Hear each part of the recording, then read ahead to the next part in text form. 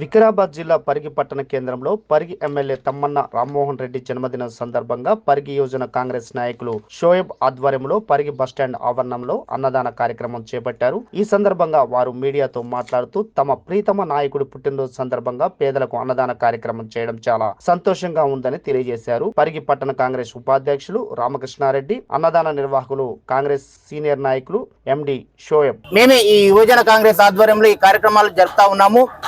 పరిగి నియోజకవర్గాన్ని అభివృద్ధి పదంలో దూసుకుపోతున్న తరుణంలో రేవంత్ రెడ్డి గారి సహకారంతో ఈరోజు ఎమ్మెల్యే రామ్మోహన్ రెడ్డి గారు ఎన్నో కార్యక్రమాలను పరిగి నియోజకవర్గానికి అందిస్తా ఉన్నారు. కొన్ని వేల కోట్ల రూపాయలు ఈరోజు రామ్మోహన్ ఆధ్వర్యంలో అభివృద్ధి జరుగుతూ ఉన్నది.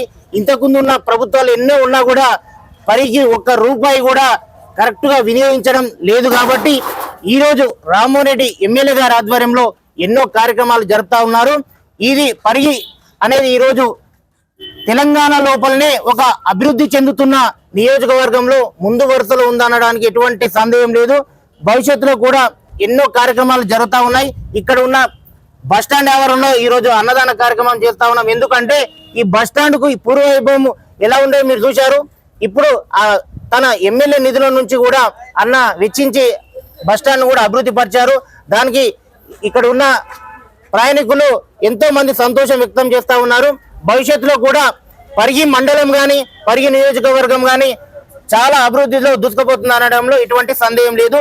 ఈ సందర్భంగా పరిగి నియోజకవర్గ యూత్ కాంగ్రెస్ తరఫున ఎమ్మెల్యే రామ్మోహన్ రెడ్డి గారికి జన్మదిన శుభాకాంక్షలు తెలియజేస్తా ఉన్నాం.